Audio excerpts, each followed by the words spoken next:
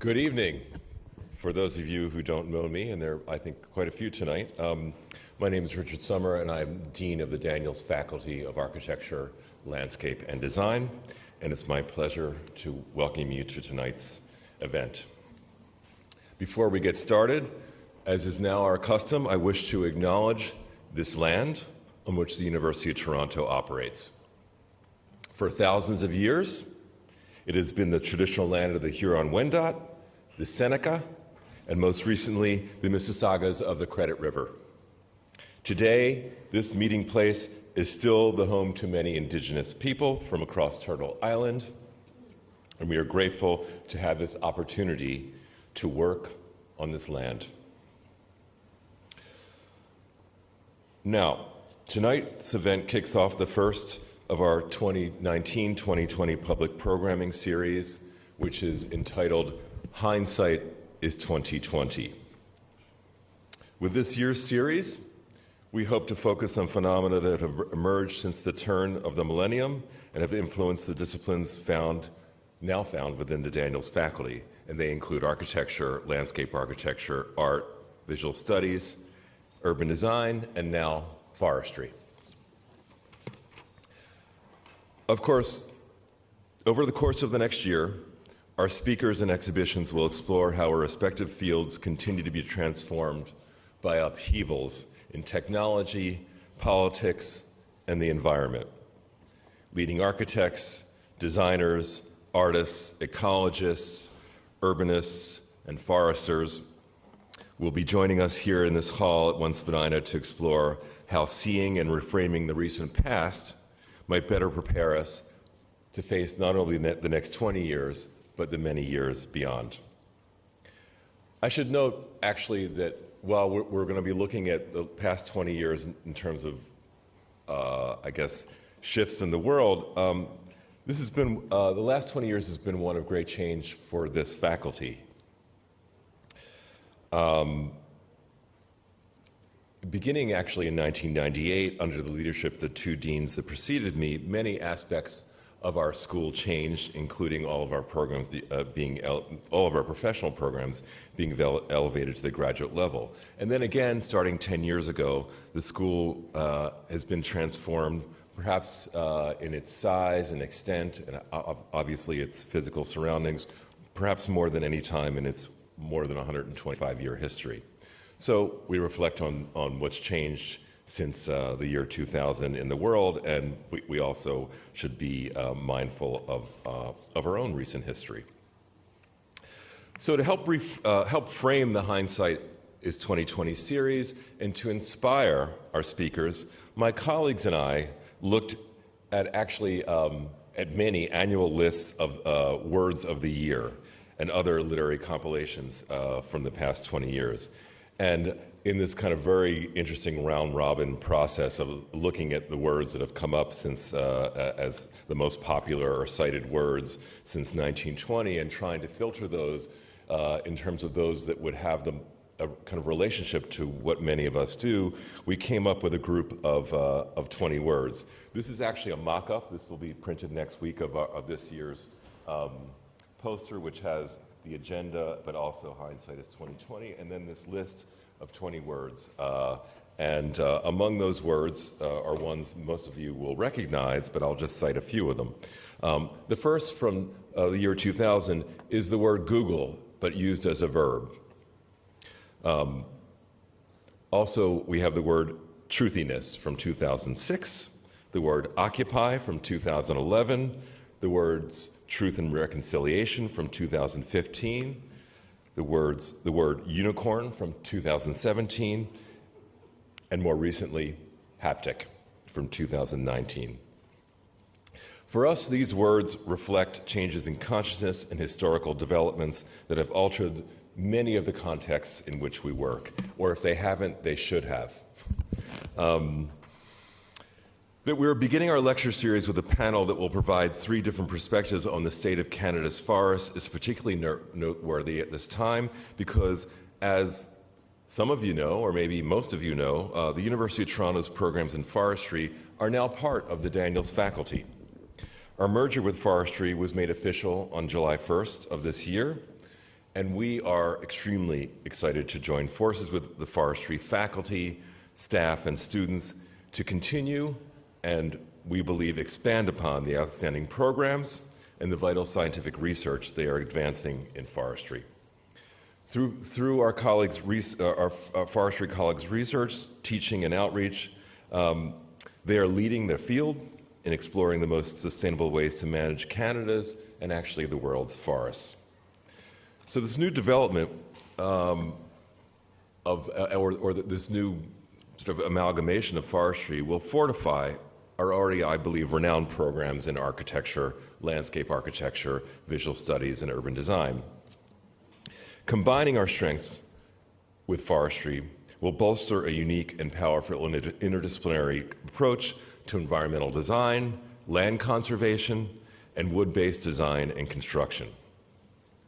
So for all the forestry students and faculty, and maybe even staff that are joining us tonight, this may be the first time, except for greeting students, that I get to welcome you publicly. So, and I want to just give everyone a round of applause for the hard work we did trying to make this happen in the last year. Okay.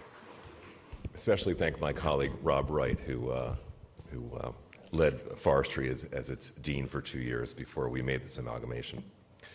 So this term, in addition to tonight's event, we're also hosting a midday talk series called Forestry and Design Series, featuring speakers such as Sean Thomas, Jane Hutton, Daniela, Purik Madrovic, Craig Applegaith, Rob Wright, who I just mentioned, and the director of the forestry program, Sandy Smith. We invite all of you to attend these events, as well as many of those as you're able to. Please visit our website for more details on dates and times for this series, as well as the Hindsight is 2020 website. So I'm now going to turn things over to my colleague Bridget Shim, who's going to introduce tonight's speakers, and she'll be moderating the discussion. Thank you.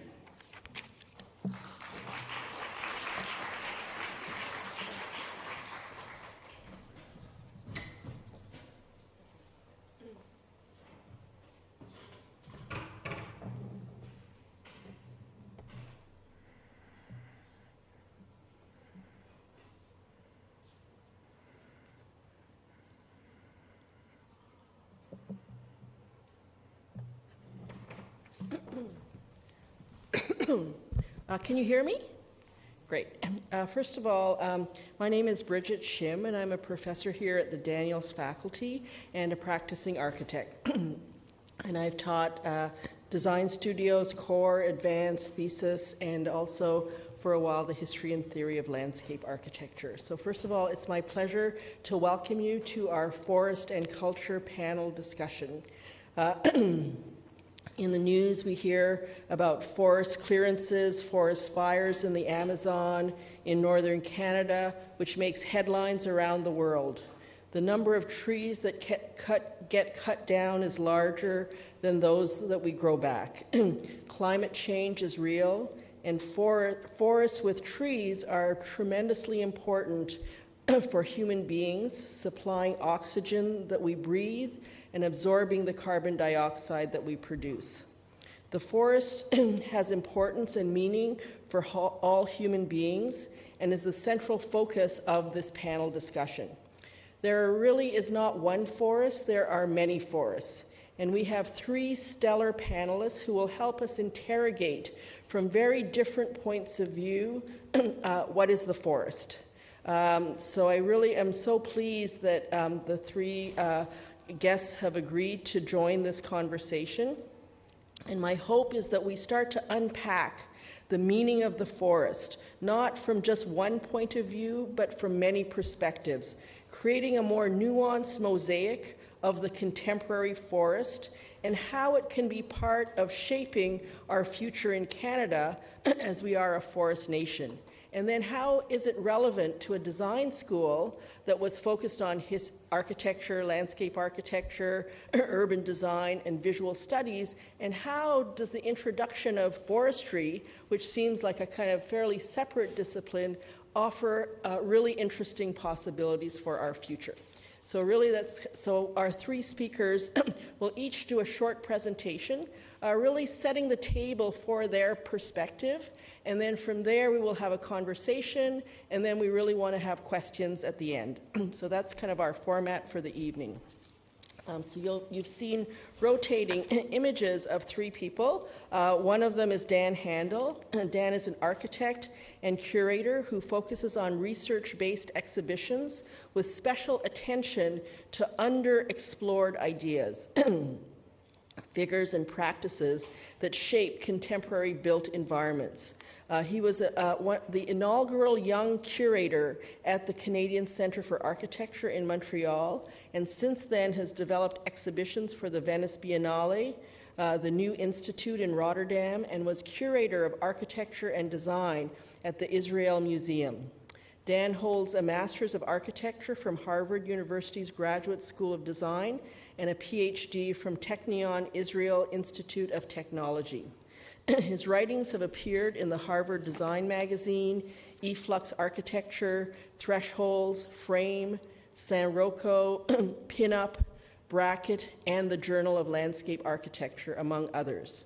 He is the editor of several publications: Aircraft Carrier, 2012, Yatsky and Company, 2016, and Manifest, a Journal of American Architecture and Urbanism. He was the recipient of grants from the Graham Foundation for Manifest in 2012 and 2014, and his current project is called Carpet Space. The next speaker that you will meet is Stephanie Seymour. Stephanie is an Anishinaabe from Garden River First Nations who's currently conducting research for her PhD in forest sciences at the University of Toronto. So it's really great that she's actually currently a student in the Forestry PhD program and now part of our Daniels community. Her research focuses on the potential of forests to reduce or eliminate diesel use in remote Ojibwe and Cree communities in northwestern Ontario, both from a scientific and holistic approach. Stephanie has a knowledge of historical and modern issues facing Indigenous people, as well as a background in forestry and resource development and management. Her knowledge about natural resources and Indigenous people is complemented by her understanding of policies that affect both resources and people. Throughout her educational journey, Stephanie has used her ability to see the forest through the trees and water and resource management from different perspectives. Stephanie's experience is shaped both by her formal education and her experiences in her community and her family. By offering an objective and balanced perspective, Stephanie promotes a collegial and collaborative relationship between Indigenous people, industry, government, and organizations. As an Indigenous student and scholar, Stephanie hopes to inspire other Indigenous youth to bring the voices of Indigenous people to the Academy and to build bridges between Indigenous and non-Indigenous communities while promoting sustainable development and use of natural resources.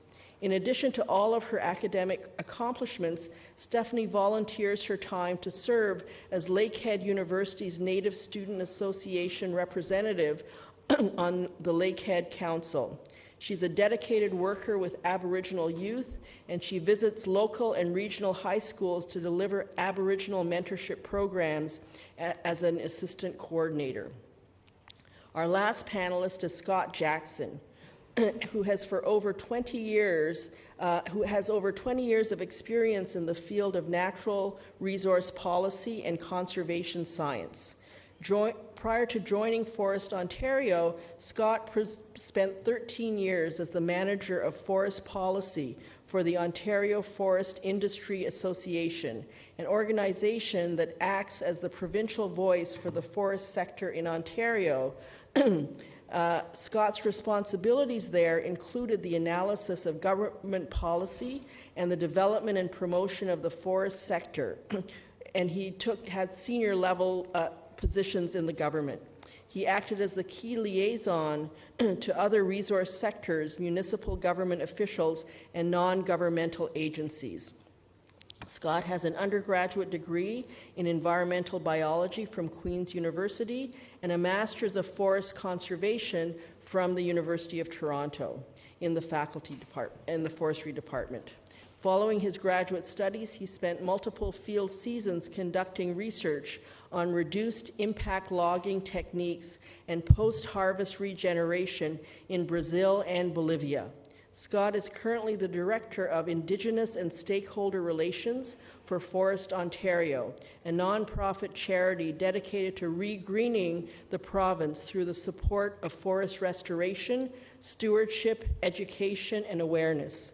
Scott is responsible for overseeing the It Takes a Forest initiative, a collaborative program led by Forest Ontario and local like-minded individuals and organizations that deliver fact-based information to the public about forests and forest products and the role they play in sustaining our growing economy, mitigating climate change, and creating healthy environments. So what an amazing lineup, and we're really looking forward to this. So what will happen is each of the speakers will present a 10-minute visual presentation that will really outline their perspective and position about forests.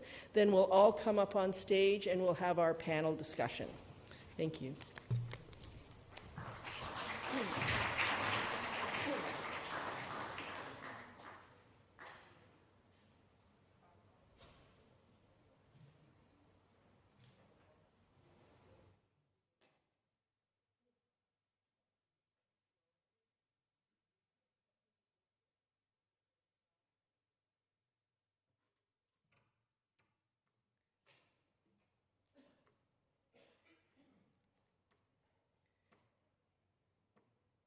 Perfect.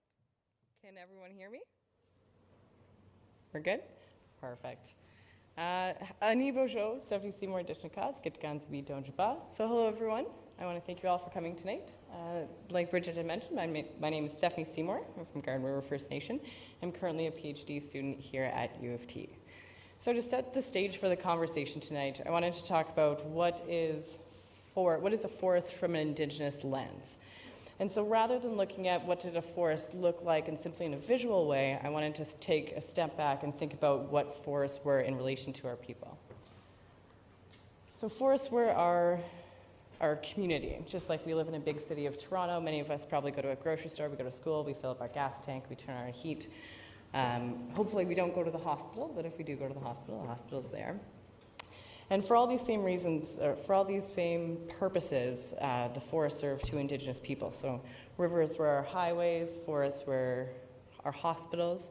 If we think about tea made from cedar, high in vitamin C content given to the early settlers of Canada who were arriving off the ships suffering from scurvy, a vitamin C deficiency. We used forests to build our homes. They were our schools. They were where we fought wars. And so recognizing that the forest provided people for everything that we needed in a historical context, but that we're also not frozen in that period of time.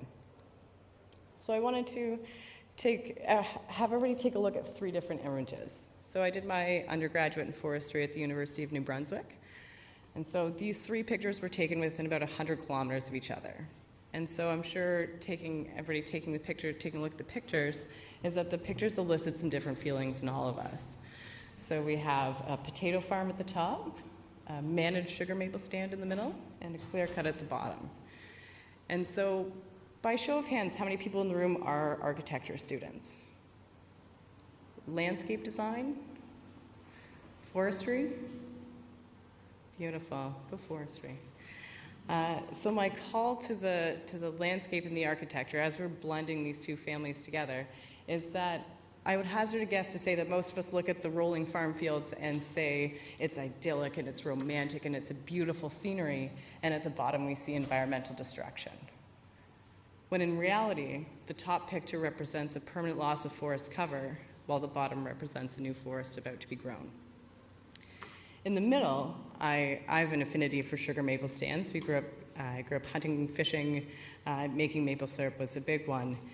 And the feeling of being in this big, beautiful, tall sugar maple stand, I can only relate to being in a beautiful old church with vaulted ceilings and buttressed buttress roofs. Getting my archaeology terms down. There we go. So forests were also a place of spiritual connection, places to find calm and stillness. And as we start to weave these two programs together, to pull in some of those experiences from forests into our modern landscape. So just as we used forest, again, for a number of different purposes in our lives, whether it's for energy production in the collection of firewood, for building and construction materials to build our homes, for foods and whatnot, we still use forests the same way today, even though our forest landscape has changed. So rather than trading, say, moose meat for berries or maple sugar, our modern participation in the forest economy is in the forms of exchanging money for goods and services. Now, is anybody here from Northern Ontario? We'll talk Sudbury North. Couple folks in the room. How about Sault Ste. Marie North? Ooh, one. Thunder Bay North? Wow, okay. So in Northern Ontario, we do have a lot of these small resource-dependent communities. And if we look at the health of Indigenous communities, as well as these small Northern Ontario communities, if we have a healthy forest environment and healthy economy, we tend to have healthy communities as well. So being able to actively participate in the forest economy while still maintaining a healthy forest is crucial to the survival of both Indigenous and non-Indigenous people who are dependent on forests for their livelihood. It's important for me that we think about, again, the Indigenous history and our connection to the land, but also in a modern context. So finding ways to say, yes, this is how we historically used the land, but also remembering those teachings and values as we move forward in forest management. So one of my favorite teachings is our 7-generation teaching. So we're taught to think of, the 3 generations before you, yourself as the center generation, and 3 generations after. And so I think there's a strong synergy there between our 7 generations teachings and how we manage forests, right? We want to manage forests for the health of us today, and also for the use and health of future communities. So I'm going to ask everybody to close their eyes for a moment. I see you with your eyes open over there. So, and I want you to picture a place where you found peace, a place where it's calm, a place where you're relaxed. You might have worried thoughts floating in and out, but it's a place where you found peace. And out of curiosity now, how many of you found that when you pictured that place, it was a natural space? A good number of you. Perfect.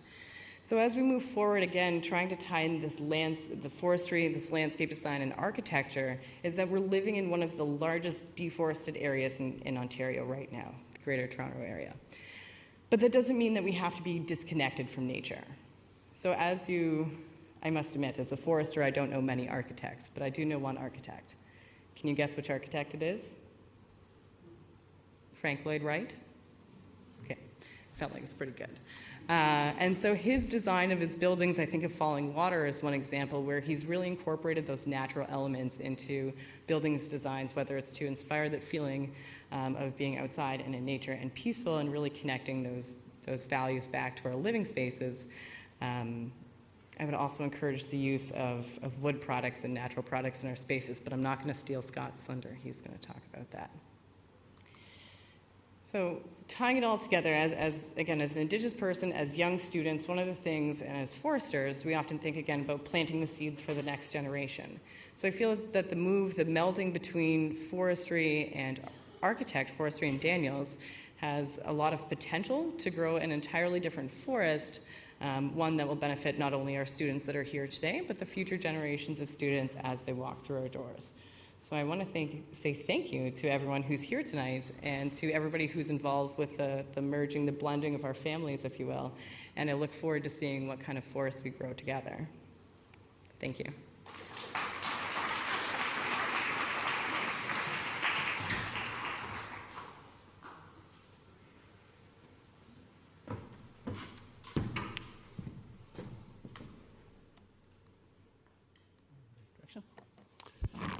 Good evening. My name is Scott Jackson.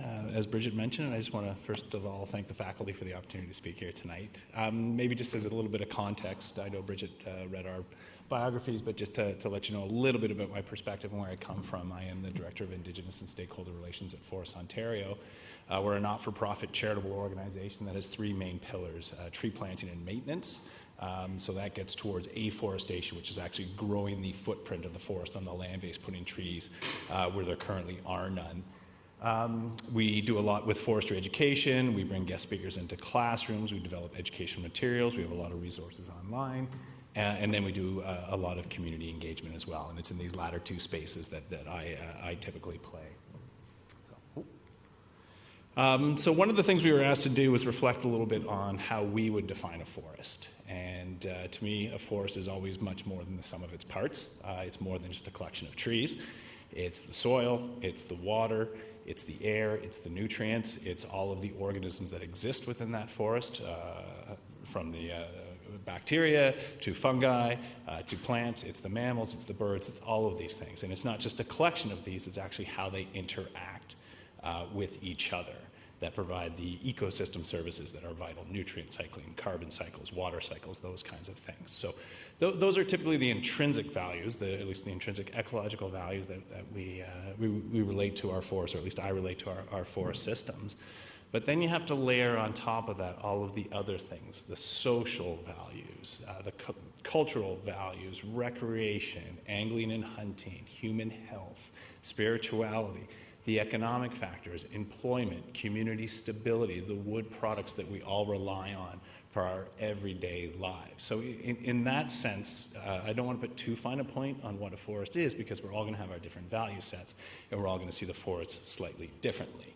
But where I'm coming from is more on the sustainable forest management side and how we actually manage those forests. And in a nutshell, sustainable forest management is ensuring that we can manage for all of those values, all of those things that we all hold dear, and that we can do so in perpetuity. And that really is I think, a very good definition of sustainable forest management. So the question becomes, okay, so what does this have to do with architecture and wood buildings? And I think a lot of people are becoming increasingly familiar with the benefits of building with wood.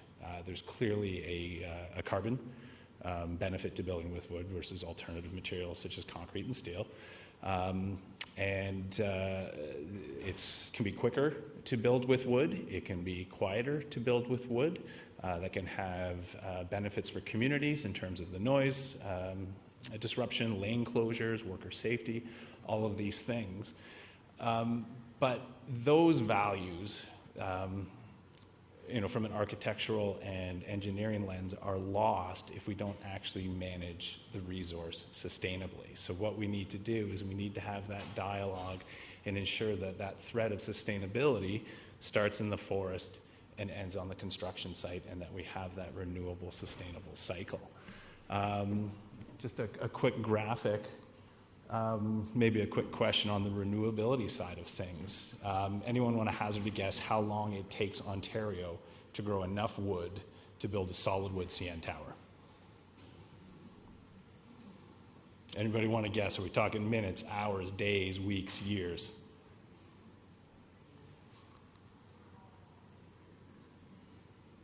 We actually grow enough wood to build a solid wood CN tower in 12 hours in Ontario. How many people are familiar with Brock Commons, the 18-story hybrid wooden residence out in University of British Columbia? It took North America 6 minutes to grow the wood that was used in that 18-story building. So when you compare that to some of the alternative building materials we have out there, renewability is a key consideration. But again, all of that is lost if we don't actually take care of the resource. And I am proud to say in Ontario and across Canada, we are world leaders when it comes to forest management. And just a couple of examples. Anyone want to have a guess at what the deforestation rate is in Ontario? We're talking in sort of the area that we actually manage for the commercial extraction of wood products. I gave a talk at Timber Fever at Ryerson University the other week, and the guesses were anywhere from 3 to 50%. The actual number is 0.0016%. So we have virtually no deforestation in Ontario as a result of forest management. And Stephanie showed that slide, a clear cut. That is a new forest that is going to emerge. Deforestation is actually the conversion of forests to other land uses, either on a semi-permanent or a permanent basis. We have to renew by law. So by law, when you harvest an area, you have to ensure that it is actually regenerated. And the question we often get is, well, how do you ensure that? Well, what happens is the companies that are going to be doing harvesting actually have to put the money in up front into a trust. So before you go in and you harvest a stand, you know exactly what you're going to do and how you're going to regenerate and what you want that stand to look like in the future. And you understand how much it's going to cost to regenerate that stand. You actually put that money in a trust and then you withdraw it afterwards to regenerate the stand. So at a high level, we do something called emulation of natural disturbance. And so we do everything we can to mimic natural disturbances. When you're up north in the boreal forest, primarily a fire-driven system. Further south, you're getting more into a little more insect disease, individual trees dying, wind throw opening gaps, things like that. And the philosophy is that if you emulate natural disturbance, all of the flora and fauna that have evolved within that natural disturbance regime are going to survive. So that is leading edge forest management, at least in highly disturbed forests or naturally disturbed forests. And I can go on and on and on. I won't, but I will offer up, please use us, Forest Ontario. We're a not-for-profit charity. Please use us as a resource. If you have any questions, if you're ever looking for any kinds of materials about this, please do not hesitate to send us an email and talk to us. But in a nutshell, one way to know whether or not you're deriving your wood products from a sustainable jurisdiction is to look for certified wood products.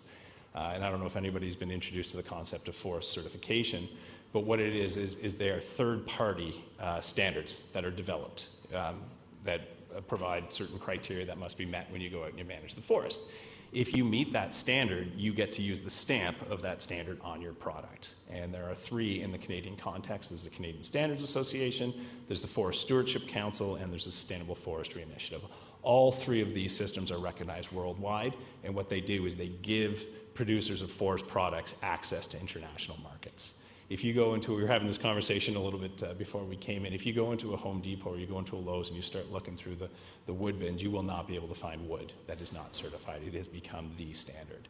And when I say we do things really, really well in Canada, we have 37% of the world's certified forests. We only have 9% of the world's total forests. So think about that. We're punching well above our weight when it comes to meeting international requirements for sustainability. In Ontario, we have 2% of the world's forests. We have 6% of the world's certified forests. So it is just, it's a very easy way to know whether or not you're sourcing your materials from a responsible jurisdiction. And just so you can get a sense across Canada, certification is a widely held philosophy. It's not a little bit here and there. This has just become standard practice for the forest sector in this country. So, thank you very much.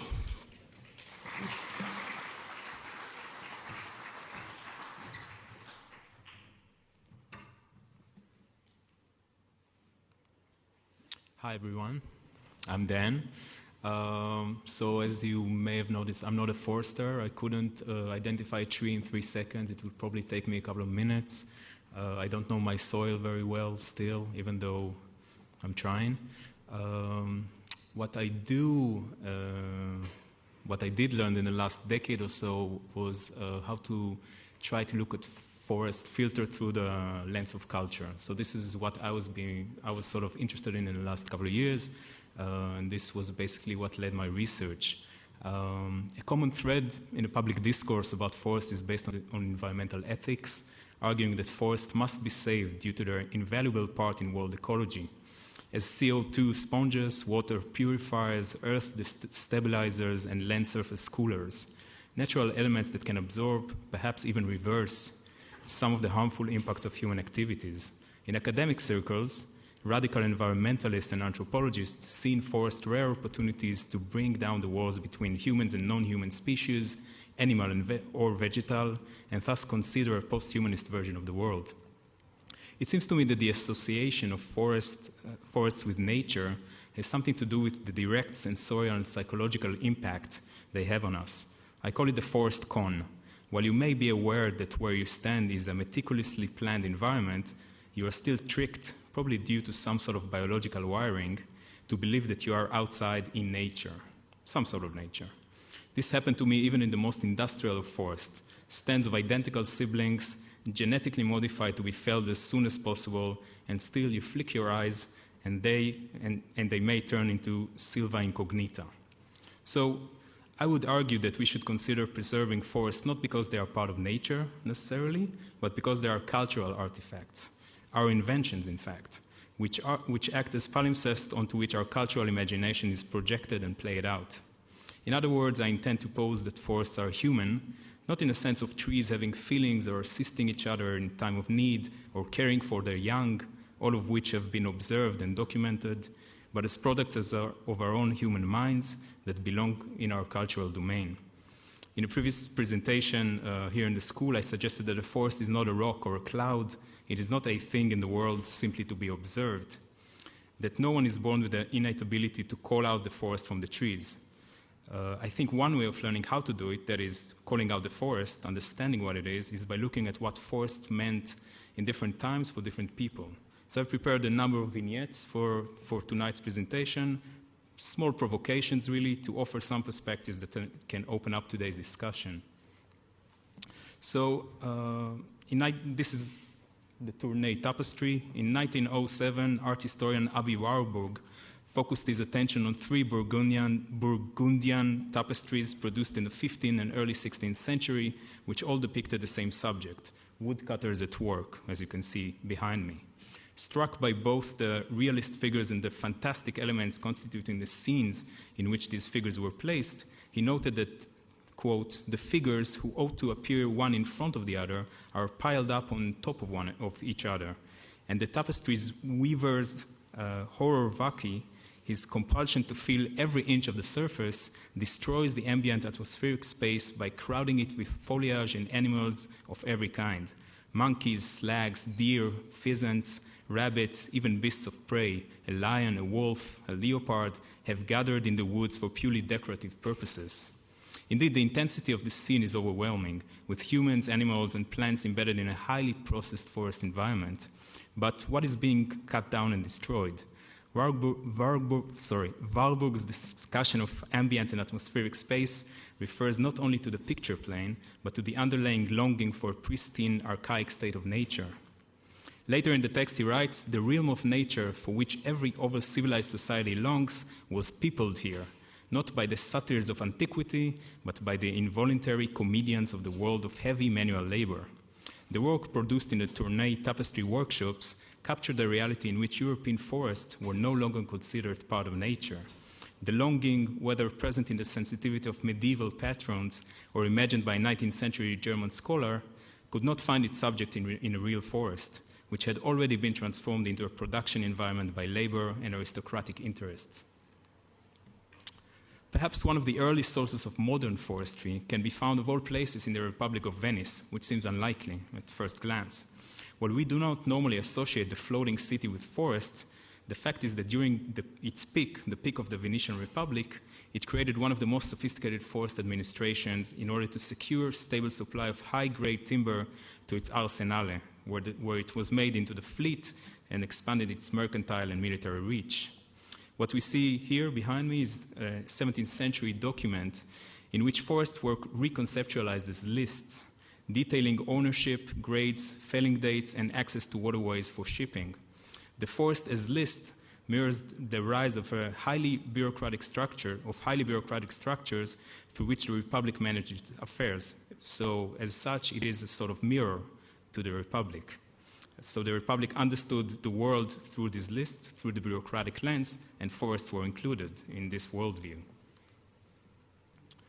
This amazing piece, it takes a while to get your head around. This is actually a composite tree. So this is a plate from the late 18th century catalog of landscape design à la mode, as it was called, in which we can see this Frankenstein-like tree, combining the leaves of all the trees and shrubs to be found in the forest and woods of the lands of the Count of Eu.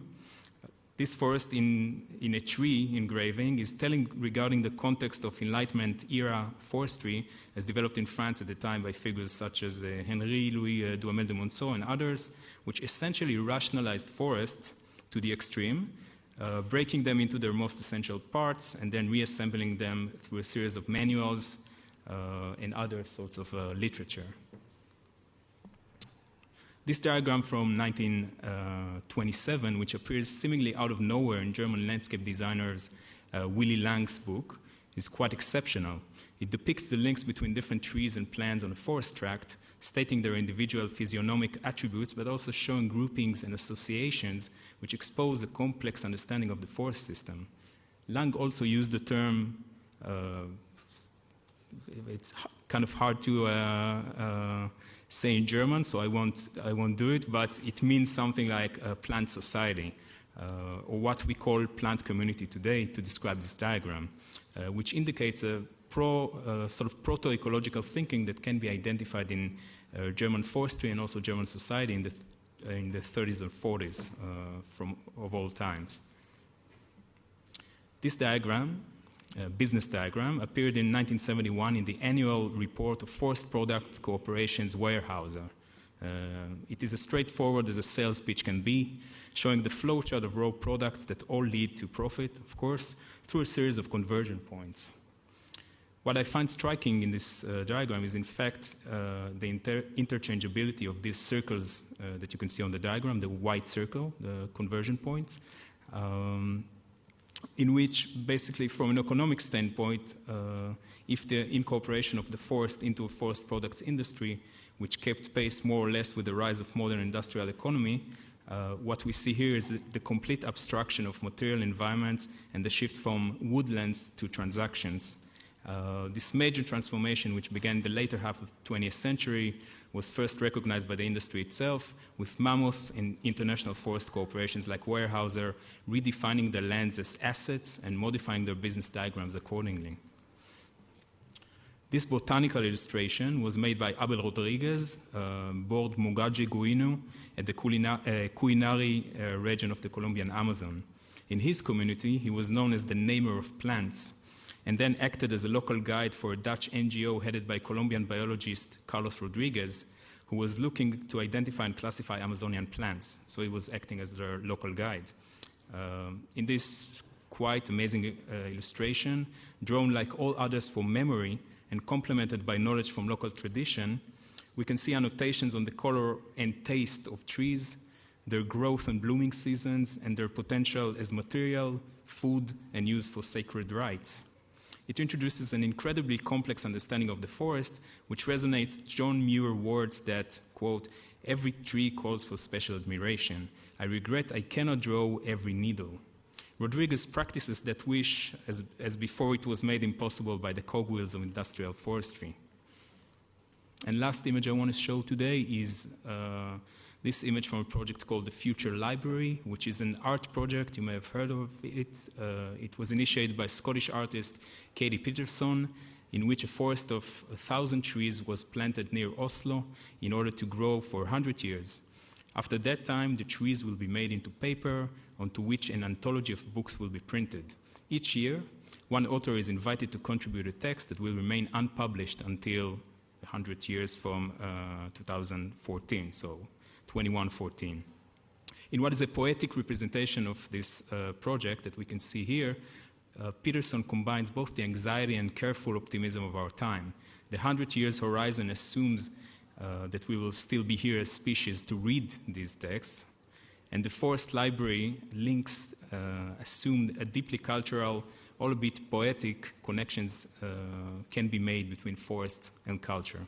So in conclusion, I think we should look at forests really to see ourselves, not necessarily in the sort of 19th century transcendentalist meaning of going to the forest in order to become morally superior, but based on the notion that forests are repositories of cultural meaning that can inform a deeper understanding of who we are today and where we might be going.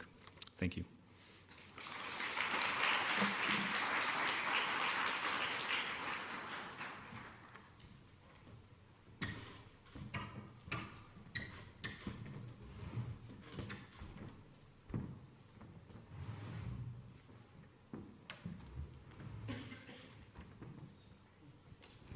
So that was great. In a way, what we heard was really what is the Aboriginal forest, what is the sustainable forest, and what is the cultural forest. And in a way, I would say at this point in 2019, do forests really matter? Do they really kind of have an impact on our daily lives? And what kind of meaning do they have for us at this point in time? And maybe we could just start by finding out. Yeah, I mean, I think we wouldn't be here if clearly our forests didn't play an incredibly important role in our lives, and I think maybe it's a little much, for any one individual to understand all the different values that we can, receive from our forests. And just in that vein, I think I would challenge everyone when you go home tonight, think a little bit about how you might benefit from forests, and that includes both, the standing forest and forest products. Look around your home or your condo, look around your workplace, look around your school tomorrow, and just start thinking about all the different products that come from wood. And then think about, working and living in a large urban center. Think about the urban forest. Think about the ravines. Think about the street trees. Think about all the values that those provide both to you, to wildlife. And then think about, what it means for you to be outside and amongst that forest and what it can do for you. Clearly a very emerging science is nature deficit disorder, and how much we can all calm down. And that question was actually asked during Stephanie's presentation as well. It's sort of think about that place that, had a calming effect on you. And for most of us, it is nature, because it's been shown, at a chemical level that we respond very well to that. And I guess just to tie that off from an architectural engineering standpoint, biophilia is sort of the science of bringing those natural elements, including exposed wood, into buildings.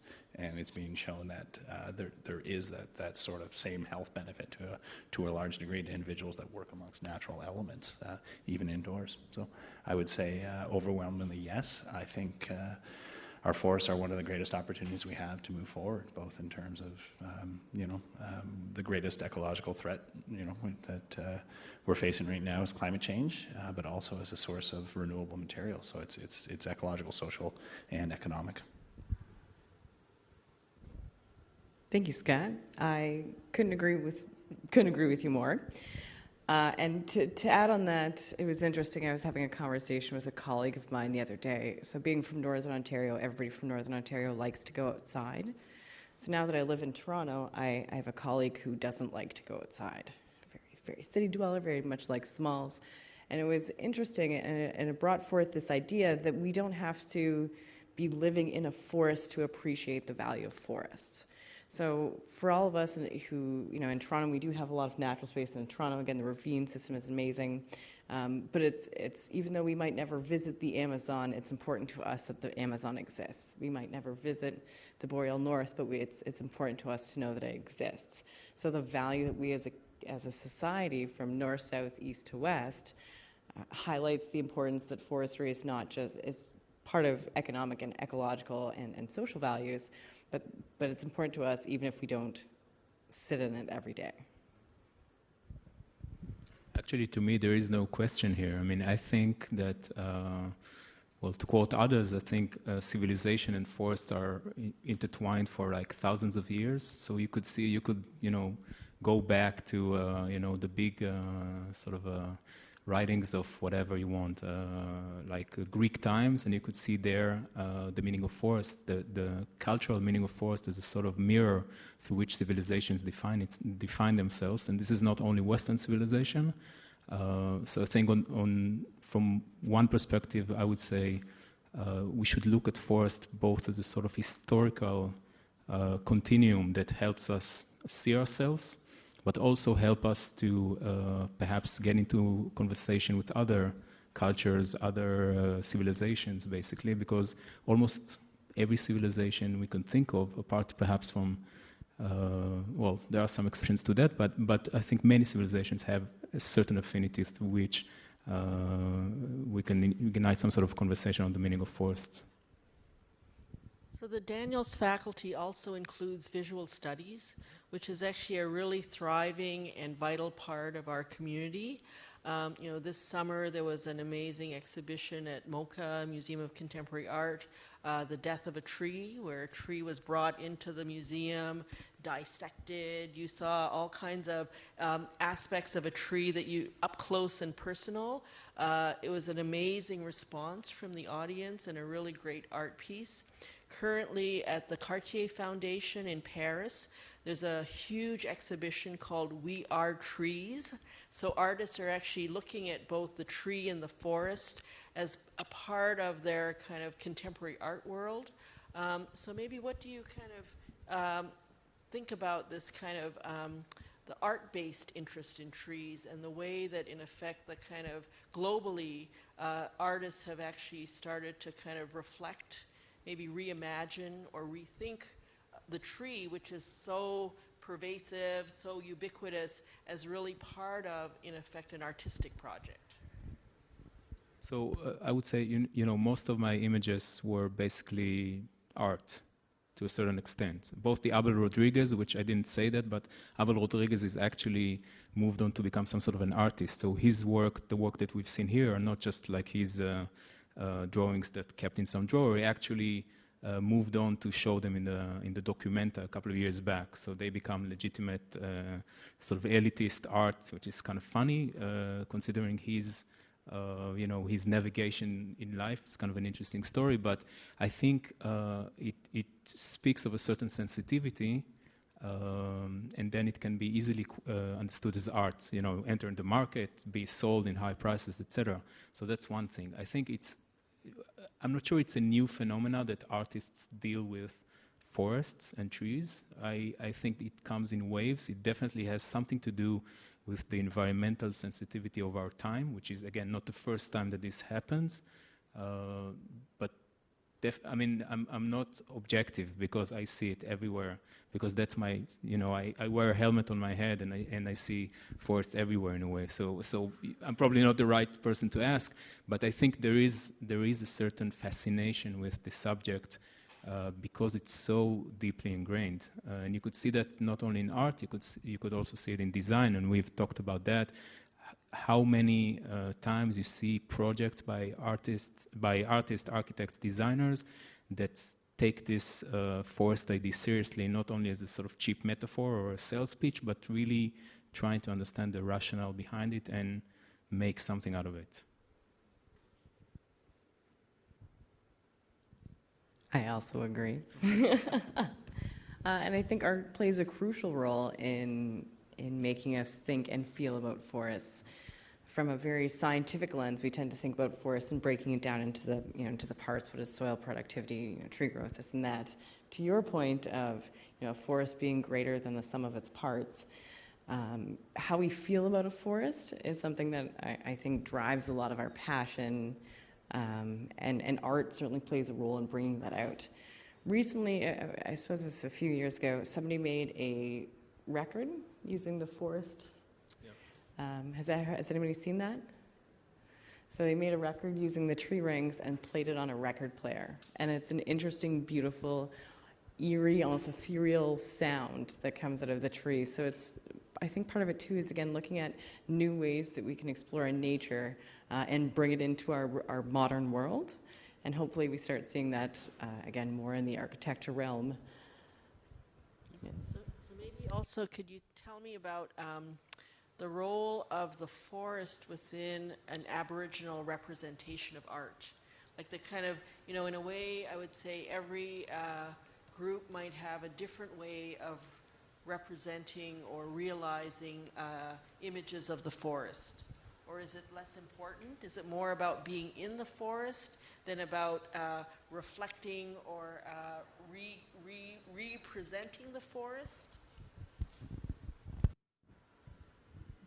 Great question. So I think I'm going to kind of break this down into a few parts. So there's definitely some aspects of Indigenous cultural or spirituality that you can bring into building design. So I happen to notice, so I'm sure, has everybody seen what a medicine wheel looks like? Circle, 4 directions, 4 colors, 4 seasons, whatnot. We always think it's really important to enter through the eastern door. That is where the sunrise is important for us to enter into the eastern door. It's important not to exit through the western door, again, simplifying sunset and whatnot, again, pulling lessons from spirituality, from nature, and incorporating that into building design. I think about things like the Anishinaabe, so an Ojibwe word for birch is wigwas, and the Anishinaabe word for a dwelling is wigwam, so a house made from birch. So it would be really great to start seeing some of those traditional materials, to see birch. Birch is a beautiful wood on the inside of our buildings, a lot of circular construction traditionally in our homes. That we can see it in a modern display of our buildings as a way of bringing the past into now, and that would incorporate a lot of our, again, traditional values, culture, spiritualities, views of the forest into a modern expression of.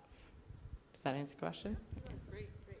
I think just one thing to add, very, very well covered on this side of the stage, but there's one other area we're talking about arts and forestry where there's some cross-pollination, and that's not just the visual arts, but the performing arts. And a lot of performing arts centers that you go to are actually built with wood, at least on the inside. It's the aesthetic quality, it's the acoustical properties that really lend themselves to augmenting that performance arts experience. So I think there's a whole variety of ways that forestry or forests inspire art. Well, from the instrument to the space the instrument is played in. So the whole sort of the making of a violin is all about the wood and its kind of resonant qualities, as well as a concert hall. And so both are kind of wood products in a way, but refined, kind of designed, and then represented in effect in a totally different way. So I guess for me, there's a kind of question about the contemporary forest. So in a way, I thought it was really interesting that Dan really did a kind of speed, but sort of snapshot of the historic forest, the cultural forest, the way that the forest has had meaning in different societies. And I think that, here we are in a kind of design school, 2019, and what is the kind of future of the forest from a cultural perspective, from an Aboriginal perspective, from a sustainable perspective? And I feel like this is a really pertinent question because we're really, the kind of millennial population of our country is actually very dynamic. It's actually younger and younger. And then what is their relationship to the forest? Bridget, eat that microphone. Okay, what is their relationship to the contemporary forest? So in my mind, what's old is what's new, and looking at it from the sustainability side of things, what we really need to do is make sure that we maintain what we'll call our natural forest condition. So it goes to that emulation of natural disturbance and making sure that the variety of tree species that were there and the different age classes, different sizes, that's what we have going forward. And there have been some instances in the past, during colonial times, the English and the French high-graded a lot of the forest. Climate change is very clearly going to have a huge impact on our forests going forward. So we constantly need to keep in mind that target of maintaining a natural forest condition. One of the challenges that we very clearly have across the broader forest sector is really, communicating with that next generation. Trouble attracting skill sets, trouble attracting labor. We're not alone in this, but I think what we really need to do is exactly this: have these kinds of conversations, share perspectives, collaborate, talk to each other, work together, bring people from different fields to see what we have in common and see what we can learn from each other. And I think just that open, progressive, proactive, collaborative approach is going to be incredibly important going forward. I feel there's an opportunity within contemporary forests to start reinvigorating a lot of Indigenous culture that might have been lost through the residential school era, through the 60s scoop, through the erosion of Indigenous rights and participation in the forest industry. So we've seen a big change in our political climates. We see the Truth and Reconciliation. We see movements to adopt UNDRIP, which all speaks to this greater inclusion and involvement of Indigenous people in resource management. As part of being at the table for the decision making, it's also an opportunity for youth to get back to some of the land-based teachings, back to participating in traditional hunts, and that will, I see a great connection between the elders, the adults, the youth, and the children. Everybody's involved in that, so it speaks to building a stronger community through land-based activities. I would say perhaps answer that from a more disciplinary point of view. I think if you look at the landscape of architectural and related disciplines production in the last, I don't know, couple of years, you see many projects that are obsessed by this idea of forest. So we could see, vertical forest, Bosco Verticale by Stefano Boeri, that's happening in Milan, that's already built. You could see Junya Ishigami, who's a Japanese designer, talking about forest and creating this building, which is, of course, not made out of wood or anything like that, but I think utilizes the idea of a forest in a meaningful way. And I can go on. And I think the fact that there is such a fascination within our discipline, me being from the design disciplines, is already a first indicator that it means something, okay? And for me, once you get that and you start to look into this kind of projects, you understand that there's many lessons to be taken from forestry and how it understands the territory it manages. So for me, forests are really projects of design because they're really meticulous, a really meticulous idea of how you manage a piece of land in a very, very specific way. So I think these two disciplines have a lot to learn from one another, and that's one place the forest could take us. So I would say Canada right now is still a resource-based economy. Mining, fishing, forestry are all part of that economy. And that one of the things as a design school that I feel that we do well is actually add value. But right now what happens, for all of the accomplishments we have, we actually still make 2x4s from our forests. We ship them all over the world, and we actually don't add a lot of value. Recently, I actually had to purchase a flooring for one of our projects, and we ended up specifying a wood floor that was actually from Finland, and it was actually Siberian larch. So it probably was harvested in Russia. It went to Finland. It was turned into a really beautiful engineered wood floor, and then was purchased and sent to Canada to be laid in a kind of Canadian project in the middle of a Canadian forest. And I'm thinking that we don't add enough value to what we do, and how can a kind of design school and a forestry school that are actually commingling, kind of cross-pollinating, actually make a bigger difference, not just culturally, but really economically to kind of our future. Maybe I'll start as the non-Canadian in the group. I think, of course, one answer to that would be the focus on wood as one of the products that comes out of the forest. And I think, you can speak about this perhaps better than I can, but it's pretty clear that in such an economy as you have here, this could be an interesting focus for a design school, right? And also for a forestry school. So this sort of a very clear point in which you could communicate and think of new ways in which designers can become mediators for this raw material industry as it's turned into design projects, right? So that's one thing.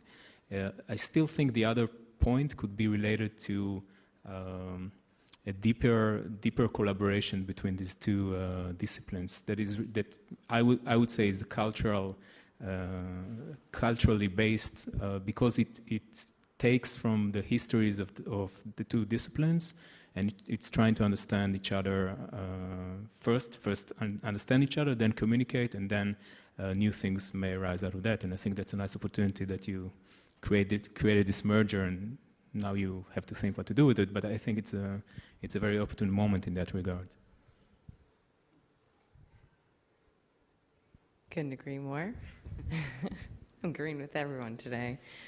I think part of it is that we have producers of wood products. We do have end users of wood product. And Scott, I'm not going to steal your thunder, and I'll let you keep going on this in a little bit. But it's that idea of having somewhat of a circular economy, right? We grow wood in Canada. We should use wood in Canada. and we incorporate it into all of our buildings. A lot of things can be made out of wood, right? We're making plastics out of wood. Again, wood's such a versatile and beautiful building material. Even for clothing, we have rayon, Northwestern Ontario, making rayon for clothing out of wood products. So it's really taking it to the next level and thinking beyond 2x4s and pulp and paper, and really asking ourselves what we can use wood for. As an architecture school, as landscape design, visual arts as well, what are different opportunities to incorporate wood in all the different areas of our discipline? I'll let you take the sustainable forestry piece.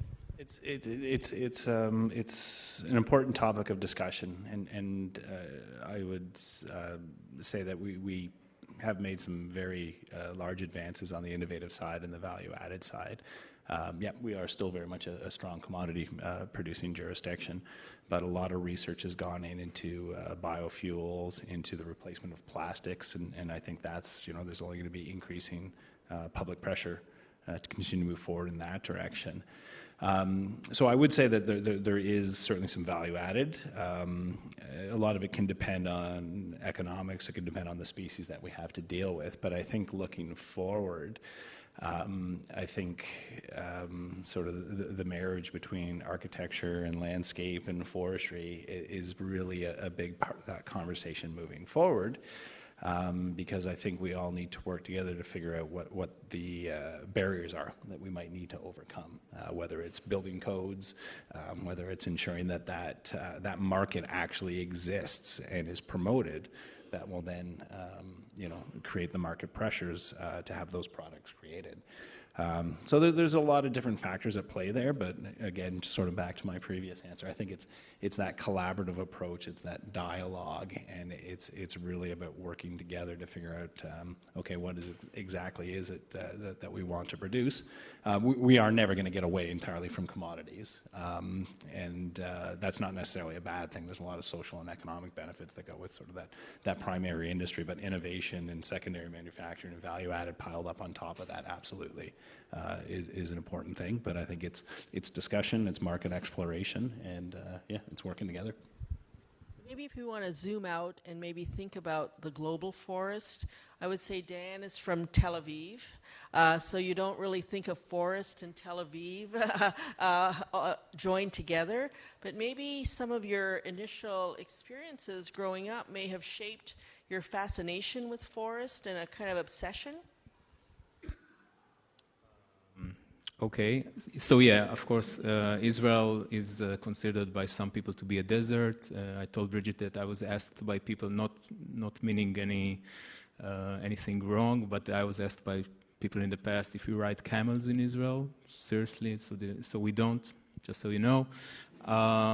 It is a very condensed land in terms of landscape patterns and also climate areas. So yeah, part of it is desert and part of it is not, but it's actually one of the more interesting experiments in forestry in the world, because it was since the beginning of when the state was basically founded, that's 48, they basically launched a huge, I mean in Israeli terms, not Canadian terms, but huge experiment in covering the land in forest, but this was based on ideological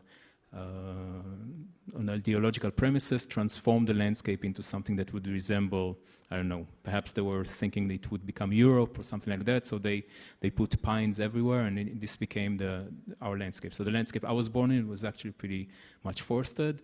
In terms of my own biography, yeah, I grew up in an area in Israel that was full of eucalyptus trees. So I spent my entire childhood on eucalyptus trees. So perhaps, in a sensorial kind of psychological way, there's something there, which I didn't think about until I, found myself dealing with that for a decade now. So Scott, you did a lot of research in Brazil and Bolivia, so there's a kind of totally tropical forest that's maybe the antithesis of the Canadian forest. And how has that impacted your sense of, Canada's potential? I mean, it was a very defining moment in my life, no doubt.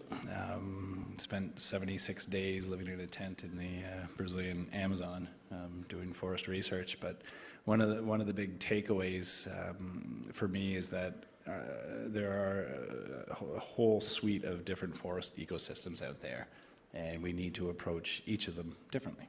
They're by definition different, so we need to take that specific approach to each one of them. And I think it's a challenge to us just to make sure that we don't necessarily extrapolate what we see and hear and live in one jurisdiction and think we can sort of copy and paste it onto a different jurisdiction. I think we need to take a much more thoughtful, deliberate approach. And I think for the large part we do. But it's also made me feel very blessed to live in a country like Canada when it comes to forestry. Just how advanced we are, and I really mean that just in terms of our fundamental knowledge of our natural ecosystems and how they work and how the different elements interact with each other. And I think that's really given us a very strong leg up from the sustainability perspective, which is certainly one of the reasons I think that we do so well when it comes to being recognized as a world leader in forest management. Yeah. And in a way, I think your presentation really highlighted the kind of role that we're taking globally, which I think I didn't really understand up until then. So, and maybe Stephanie, in terms of the kind of the Canadian Aboriginal forest, is it like an inspiration relative to other groups around the world? Like, I'm just trying to sort of zoom out and think about a global perspective and where we situate ourselves within other forests around the world as opposed to being Canadian-centric.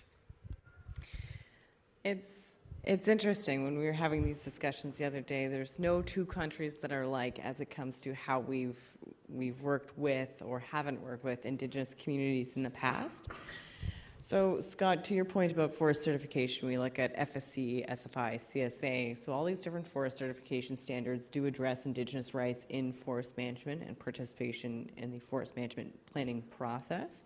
So I think it's good to situate that in a global context. We've seen, perhaps if we look towards South America and Central America, less of that engagement and involvement, but still a presence of Indigenous people in a landscape setting. I really enjoyed, in our conversations, we talked about New Zealand and the role of the Maori in forest management, and it was really great to see the Maori playing an active role in forest management. So Canada's certainly doing better than a lot of countries in terms of that inclusion, the incorporation through the perhaps market drivers like FSC, SFI. We start seeing more countries come on board with that, but looking towards New Zealand as perhaps a model in that. Great. I'm hoping that we can open up to questions from the audience. So maybe if we could have some mics and there are questions from that are there. We've got a microphone over here. If you have a question, just stick your hand up and one of us will come around and hand you a mic.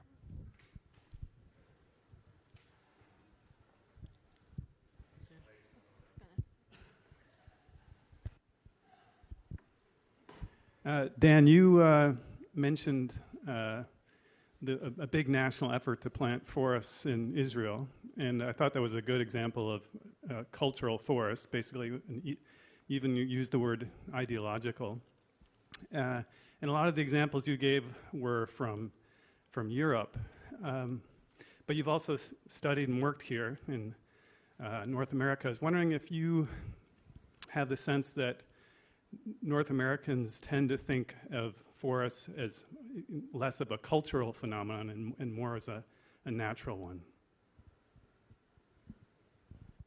Well, I think I can speak more about probably the US than Canada, because this is more where I was sort of looking at things. And I think, yes, you would find something that is strange there. It's either extreme industry or extreme nature, right? So these are the two approaches, and they sort of coexist in some way. So you both understand it's completely artificial, but then you somehow relate to it as, your great natural treasures. And this goes back to, I think, 150 years back, more or less, to the way the industry was developed at the same time as the sort of progressive era ideas developed regarding public lands and how they should be managed and what's the kind of cultural heritage that should be maintained. So these are two extreme poles of understanding the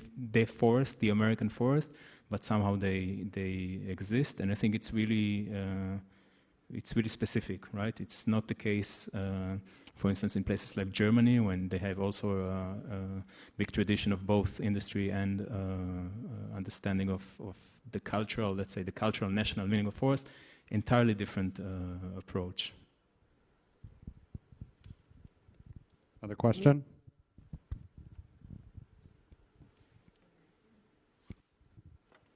Hello, very good discussion.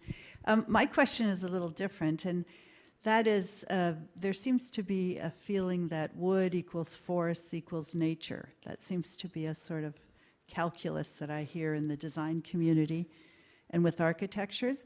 Another part of forestry has to do with wilderness and the wild, and I'm not sure foresters feel comfortable discussing that, and I'm not sure what the role of the wild and wilderness is in architecture.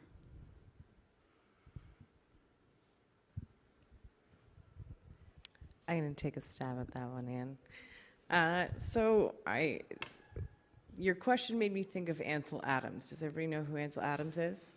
Photographer, nature. It's interesting, in most, I shouldn't say all, I don't want to speak in absolutes because maybe I haven't seen every Ansel Adams picture, but in every one of Ansel Adams' pictures, people are removed from. So we do tend to see the wild as this like vast, filled with endless possibilities, but we often don't situate ourselves within the wild. We're looking out into the wild, we're looking out. We don't actually picture ourselves as part of that. So perhaps that disconnection between where we see ourselves relative to the wild will influence how much wild we've brought into our cultured spaces. I would say two things. I think in my mind, the forest is not equal to wood and is not equal to, it's actually the other way around, right? So that's the first thing. And in terms of wilderness, I think it's the same as forest. It's also a cultural definition. And there are experts on that, how the wilderness was defined. With Turner in the United States writing about it, the sort of the wilderness moment where you sort of are defined as an American, et cetera, and many people wrote about it since then. So it's not my expertise, but I'm pretty sure that it's a fabrication, right? It's our own way of creating our own identity. So it's another mirror, like the forest is.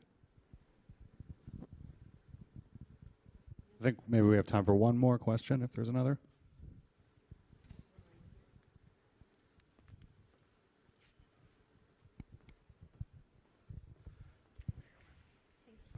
Thanks very much.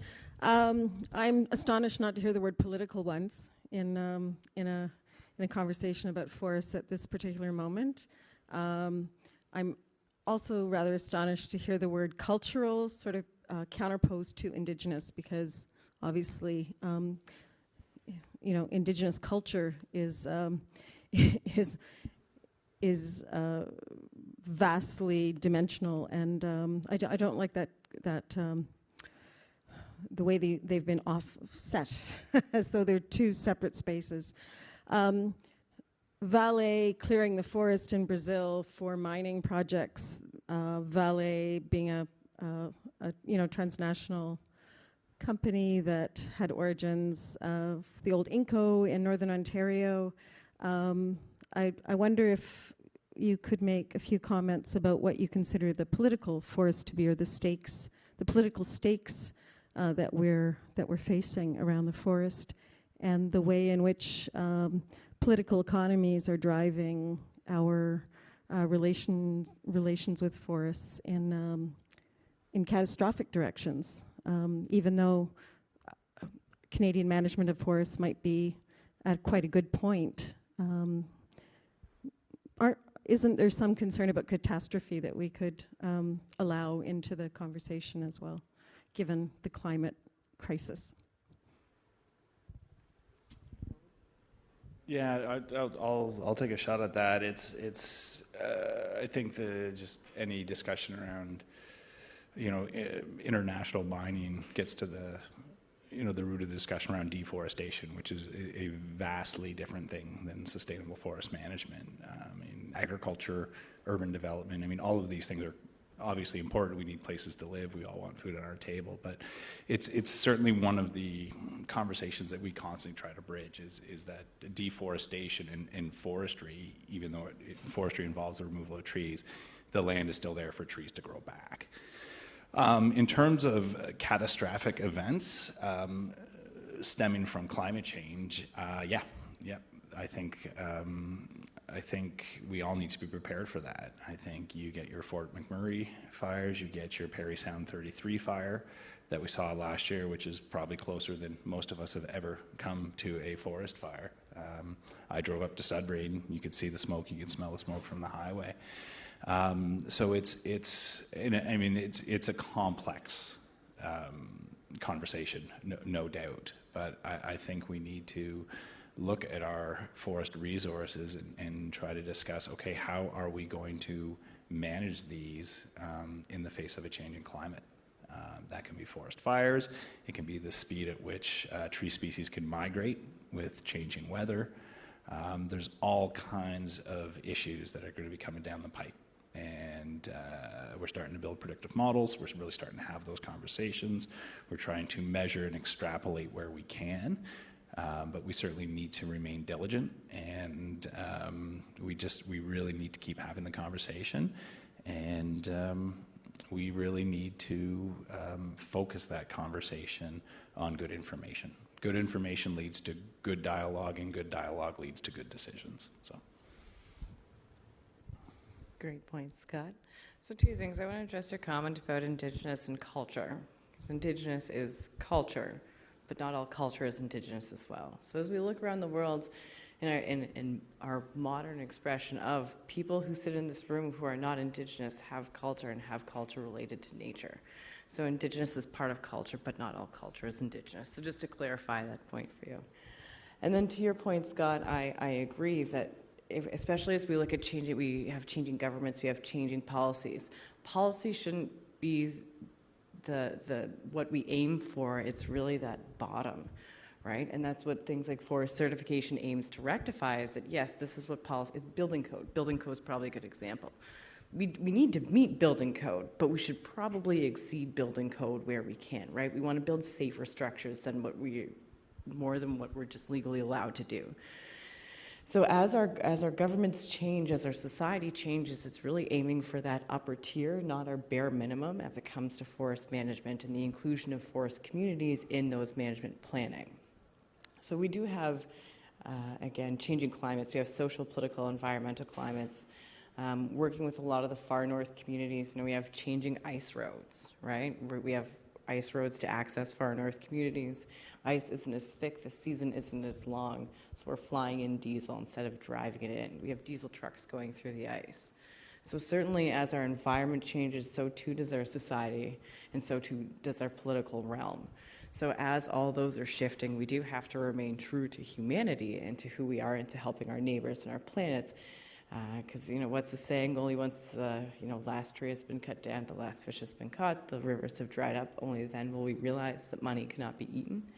So making sure that we really are doing better for the people around us and for our environment, despite these changing conditions. I would just very shortly comment. I think if the question is whether forests are political or do they participate in the political question, of course, I could have shown my presentation with the same slides talking just about the political aspects of it, right? We have the medieval class system, then we have the indigenous working for a global NGO, what's exactly happening there in the Amazon. Then we have the big forestry company from the States, also, basing its power on very, strange moments in history, right? So of course, I think to me that is part of what understanding should be. I mean, once you study history in a responsible way, of course you should also look at these aspects and also try to, use them to understand what's happening in the present. Like, for instance, what is happening in Brazil, which is obviously a political move, from the president of Brazil. This is why the forest fires are happening. So just one relevant example.